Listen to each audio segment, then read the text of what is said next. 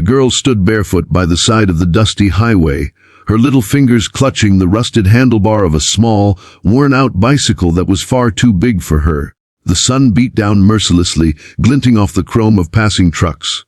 Her hair was tangled, her face streaked with dust and dried tears, but it was her eyes, wide, pleading and hollow with hunger, that stopped the roaring engines of the men who rode thunder. "Buy my bike, sir, please," she whispered as the bikers slowed down beside her. Her voice cracked, trembling between courage and despair. "Mummy hasn't eaten in 2 days." That one line, it silenced the engines, broke the hum of the wind, and pulled the road itself into stillness. Hey everyone, if this story touches your heart, please take a moment to like, comment, and subscribe to Soul Spark. Your support helps us keep sharing powerful, life-changing stories that remind the world of compassion and humanity.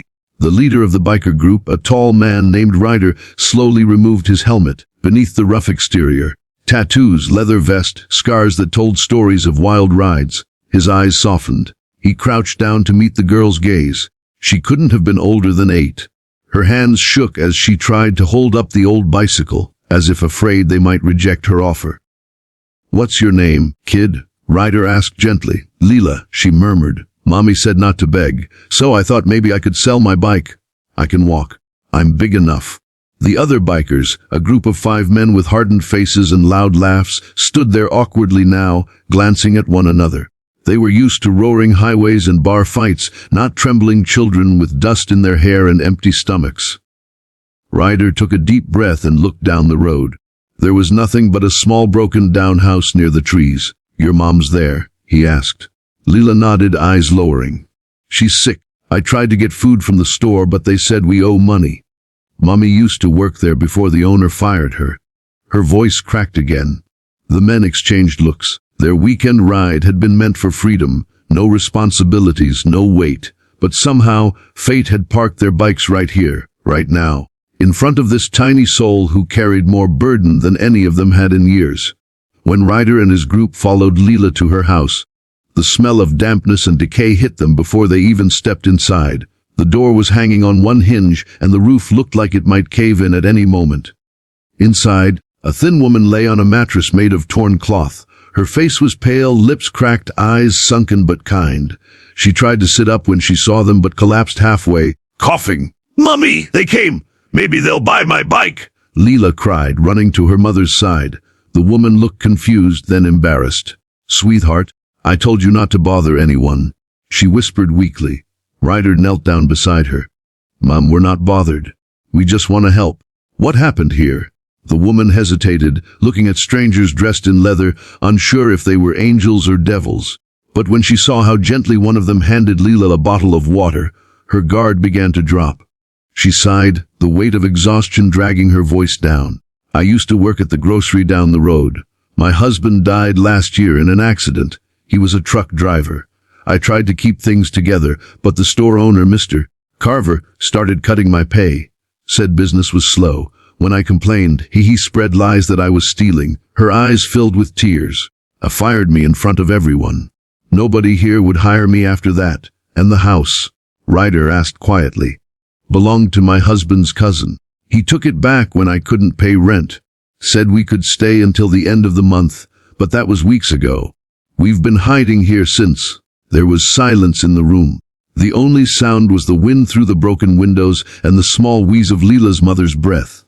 That night, Ryder and his crew didn't ride home. They stayed. One of them went to town and brought back food, bread, milk, and soup. Leela stared at the steaming bowl like it was treasure. She tried to make her mother eat first. The men sat outside afterward, the firelight flickering across their faces. They'd been called outlaws for years, a band of misfits who found family on the road. But now, watching the glow from that broken house, they felt something stir, something none of them had felt in a long time. Purpose. "Carver," muttered Diesel, the biggest of them. "That name sound familiar. Ain't he the guy who scammed the town's veterans fund last year?" Ryder nodded slowly. "Yeah, he got away with it too. Some connections with the local cops, if I remember right." The group exchanged knowing looks. Justice didn't always wear a badge. "We're not letting this slide," Ryder said finally. "That man took everything from her. Tomorrow morning we pay him a visit. The next day, the small town woke to the sound of engines.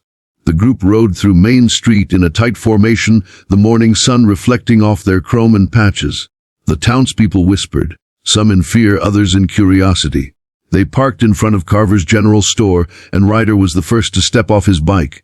Inside, Mr. Carver, a plump man with slicked back hair and a smug smirk, froze as the bikers entered. Morning, Ryder said, his voice calm but laced with steel. You Carver. Carver adjusted his tie nervously. Depends who's asking. The name's Ryder. You fired a woman named Eliza, accused her of stealing. Ring a bell. Carver's eyes darted. That woman. She was trouble. Always asking for extra pay, complaining. You know how people like that are. Ryder leaned closer across the counter. Yeah, I know exactly how people like you are. The room went still. Ryder motioned to Diesel, who walked up to the security cameras and pulled out the SD cards. Another biker placed an envelope full of photos and handwritten statements on the counter, things they'd gathered from townsfolk overnight. We talked to your staff, Carver. Funny thing, they all said the same story. You pocketed cash, pinned it on her, then fired her to shut her up. Carver's face turned red. You can't prove any of that. Ryder smiled thinly. Maybe not in court, but we can sure prove it online. He tapped his phone, showing a live stream already gaining hundreds of viewers. The camera caught Carver's face perfectly, the comments flooding in fast. Scam artist. Fired a widow. Monster. The Carver panicked, shouting threats, but the men turned and walked out. As their engines roared back to life, justice had already begun to echo through that small town. By evening, word spread like wildfire. The store shut down. Carver's accounts were investigated. People who once ignored Eliza began showing up with apologies and groceries. One of them, the mayor's assistant, came with papers clearing her name and an offer for honest work. When Ryder and his crew returned to the broken-down house, Leela ran out, smiling for the first time in days. Her mother stood on the porch, weak but upright, tears shining in her eyes. Sir, she whispered, I don't know how to thank you. You already did. Ryder replied. You raised a girl brave enough to sell her bike instead of begging.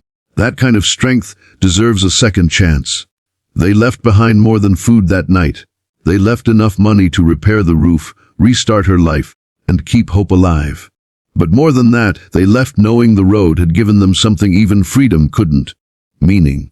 If this story moved your heart, don't forget to hit that like button, share it with someone who needs hope today, and subscribe to Soul Spark for more stories that remind us of humanity's light in the darkest times. Weeks later, a new sign appeared outside that small house. Leela's Corner Shop, fresh bread and smiles. The once broken window now reflected sunlight instead of sorrow. And sometimes, when the wind carried the distant rumble of engines, Leela would run outside, waving at the horizon, knowing that somewhere out there, the bikers who saved her mother were still riding. Not for thrill anymore, but for the next soul who'd need them. Because sometimes, the road doesn't lead you to freedom. Sometimes it leads you to your purpose.